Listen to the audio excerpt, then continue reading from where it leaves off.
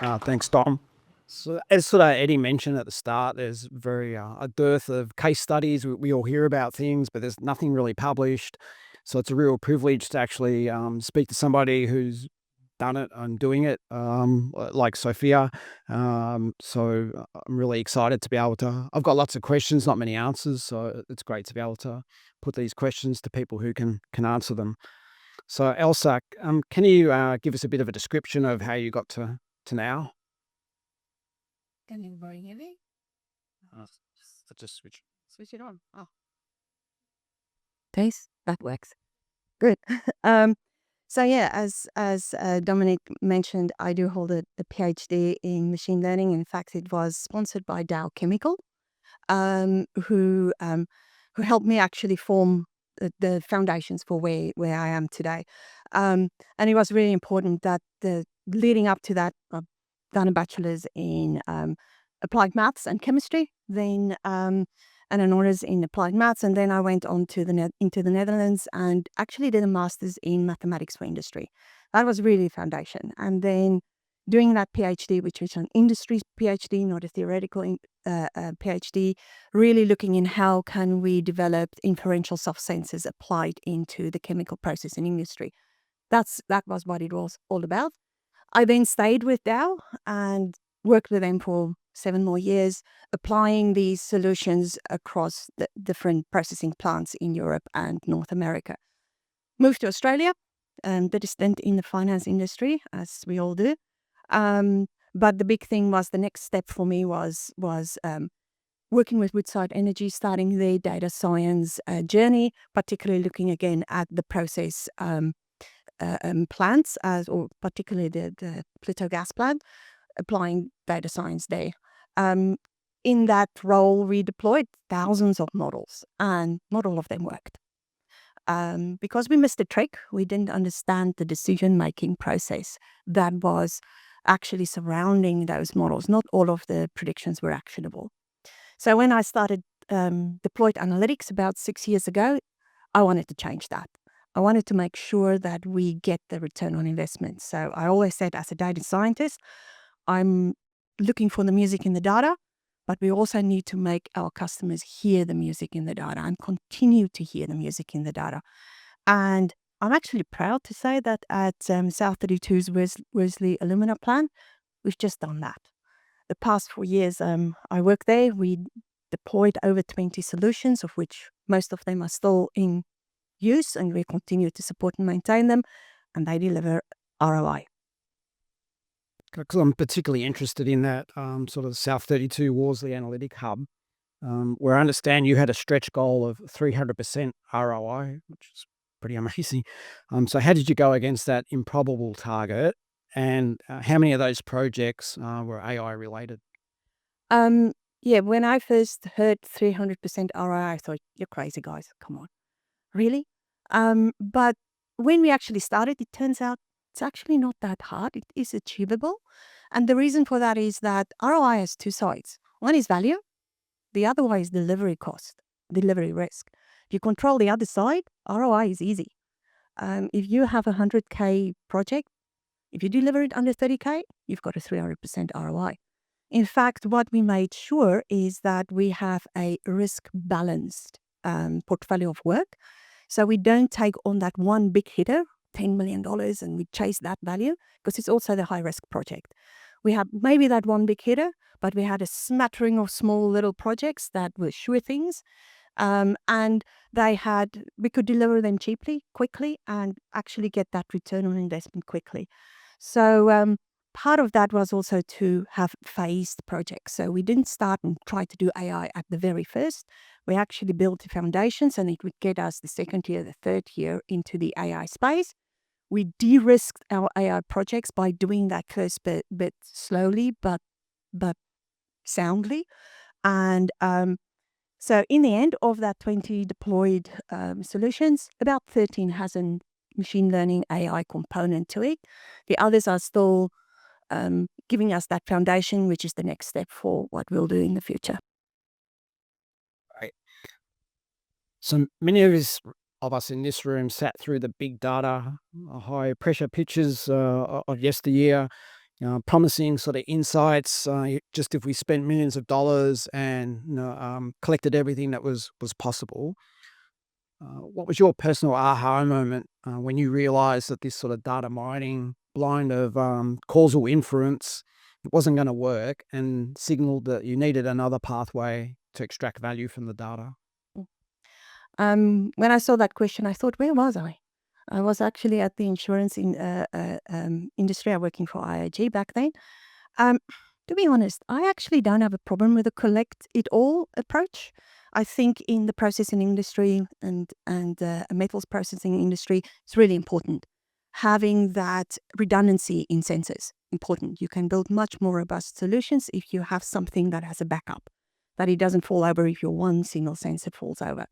And it's always a lot easier to discard irrelevant information than try to rebuild detailed history from snapshot or aggregated data.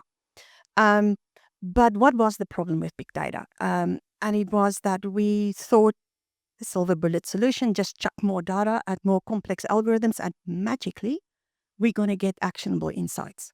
That's the flaw. It is, for me, the aha moment was more on the technical level, because we didn't think about how these machine learning algorithms would respond to this massive amount of data. More data isn't more information. And the problem with that is that if you chuck more of the same stuff at an AI algorithm, those rare transitional data points or the edge cases actually become less important. You don't learn from them, and you should. And that was for me the aha moment.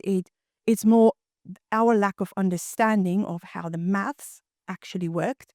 And so I think that's important. We can't get away from understanding the process that generated our data, really understanding the space in which our data lives, and understanding the decisions support system or the decision process in which our models will have to operate when we deploy them. Good. So, can you describe a simple, sort of tangible example of an AI application that people here could realistically implement in a mineral processing plant within the next 12 months?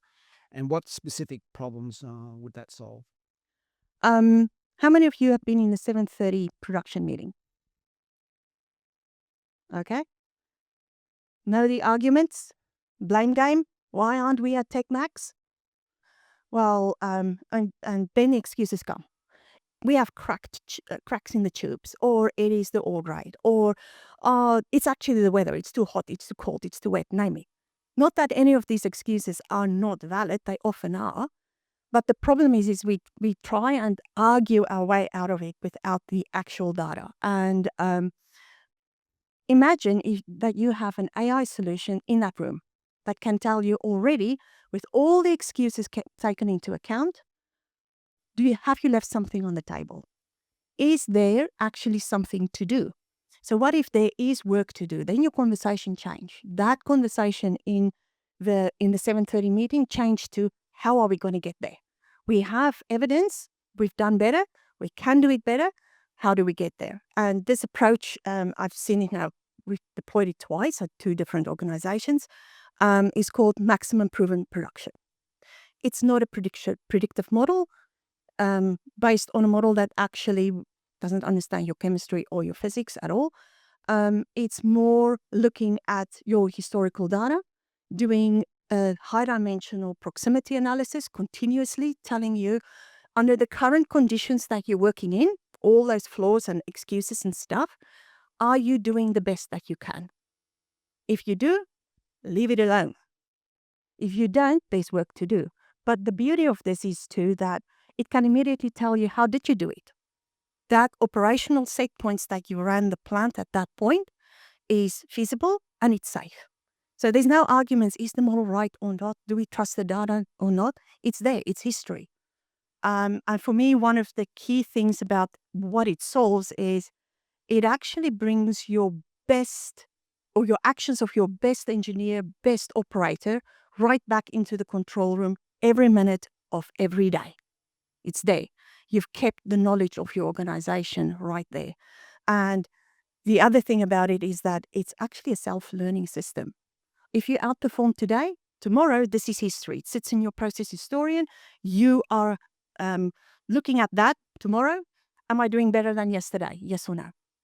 And for me, that is really one of the easiest ways to get value, because you're basically just holding the mirror of your best self for yourself against today. And it makes everybody just really focus on reducing variability and trying to get to a higher, most likely unachievable point. And in reducing that lower half of your distribution, cutting that out, there's value. It's not necessarily just making that step up. So it's like having a savant in the 7 o'clock meeting who's been there from the start of the plant. He's Yep. there at 24/7 and knows the answer and can look up the log and actually show you what was happening. So Yep. Yep. it sounds like a really good application for AI. So we know AI runs on data, and our plants generate massive amounts of it. Much of it's unstructured, sort of siloed, and simply not to be trusted. So from an AI perspective, what's the minimum viable data infrastructure that a plant would need to have in place to even start a pilot project? I would say that your data needs to be consumable, digital and queryable, as a minimum. If you don't spend the time to actually build those data foundations, there is value in it. Don't worry, there's value in doing just basic data enablement. The second thing for me is that you need to really make sure that there's a connection between where your data lives, a reliable connection between where your data lives and where your analytics would run. Initially at Woodside, what we encountered was 70% of the time our models couldn't actually predict because the reliability of that connection wasn't there.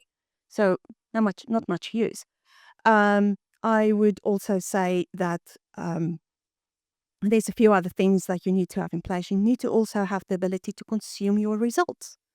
Think of it as you just creating a new soft sensor. It should either write back to your process historian, so you can consume it with other models or even your control system, or you should have the appropriate way of consuming the data in a visualization. Note: Power BI, Tableau, Spotfire aren't the right solutions for time series data. But if you have to, you can get around it, and we had to do it at the Analytics Hub. But you'll frustrate your data scientists and the end users. But really think about how you're going to consume that data. And I think that that's key. Probably the final thing is cloud operations. If you AWS or Azure or whatever you want to choose, just choose one and get on with it. It brings you a good infrastructure of having your ML algorithms there, having your code repositories there with your workflows, and the ability to manage your data pipelines and actually be able to quickly take your prototypes to a productionized model. Excellent. So I've got a colleague who calls this the mad cow disease. So like an AI model makes a bad recommendation and an operator follows it and there's a bad outcome, and then that becomes part of the model into the future. How do you actually break that loop and make sure that the data quality that the model is basing its recommendations on doesn't get fouled up in this sort of loop of death? The old AI doomsday argument. Yeah. If this happens, blame the human, please. It's not the AI. It's the human that deployed a totally inappropriate solution. First of all, what they should have done is they should have protected the model from doing something stupid. When we train models, we actually chuck out all the errors, all the weird stuff, all the things that would really not look right. But guess what? That system that generated that data is going to generate them again. If you don't deal with it when you deploy your model, you're going to make your model really do something stupid. So do that. Secondly, what you need to do is also making sure that you really choose the right model for the solution. I take a simple linear model any day of the week. And because these models degrade gracefully, and they actually have the ability to give you confidence. If you if you put in front of an operator a recommendation with a confidence level or confidence measure around it, they can make an informed decision. The final thing is the inappropriate retraining approach. You really should think about, what are you going to give your model to retrain, and what levels of retraining, and when to what level can you automatically retrain, to what level does the human need to intervene. Finally, I forgot, but I'll remember. So the other thing apart from that retraining, it's also understanding the decision-making process and that ecosystem in which the model needs to live. You really need to understand what the boundaries for these models would be, and what would you allow them to do. And who would be the normal gatekeeper of the training data? Well, that's a question you didn't have, but it's a good one. Yes. Um, that would be me in our team. It is your data scientist, but it's also the SME. We work very closely with each other, and it's really understanding that space in which the data lives, and the context in which the model operates. So it's really important that when you deploy, you really bring that knowledge back into the deployed model. Thank you. So we've got time for a few questions. So if you do have one, just please raise your hand, state your affiliation and your question to Elsa, and we'll have a shot at it.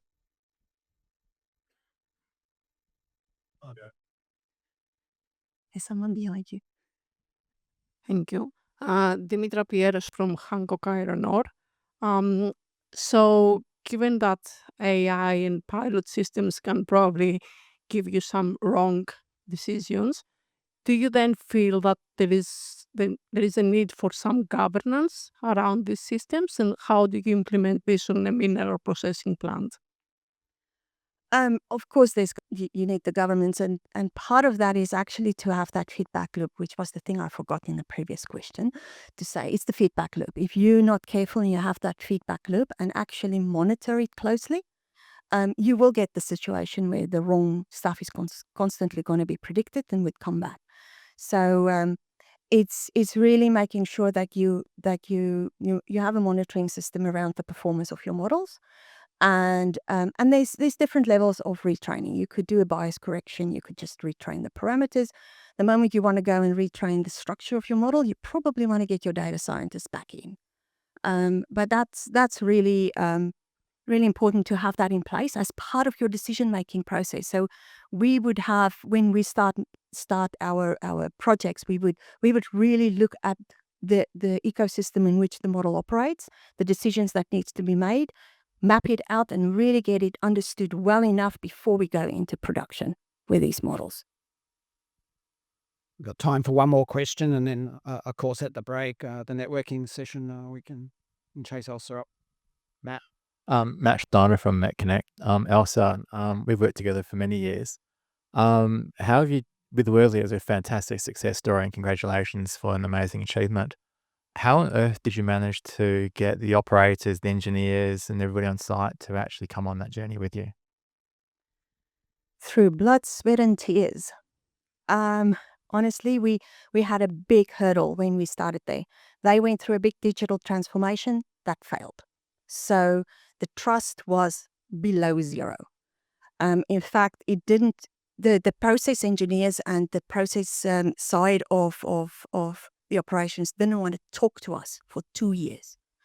We did a lot of work in maintenance and so forth, but finally now we're getting into that space. How do I gain the trust? By being honest and realistic. Don't sell them what's not real. And I let them tell me what's the value. I didn't tell them what's the value. They told me what's the value. This is something that Grant wanted me to mention is they were very harsh with us. If they claimed a reduction in cost in maintenance, that value was taken out of their next year budget. That makes you honest. So you're really, really realistic about what the value is and what you're going to achieve. The other thing is walk in their shoes, spend some good solid time with them, really understand what decisions needs to be made and what's making their life difficult. And if you design a solution that makes their life easier and make them perform better in their decisions, perfect. Easy to get their support. Great. So I think we're out of time now. So please put your hands together and thank Elsa. Thank you very much.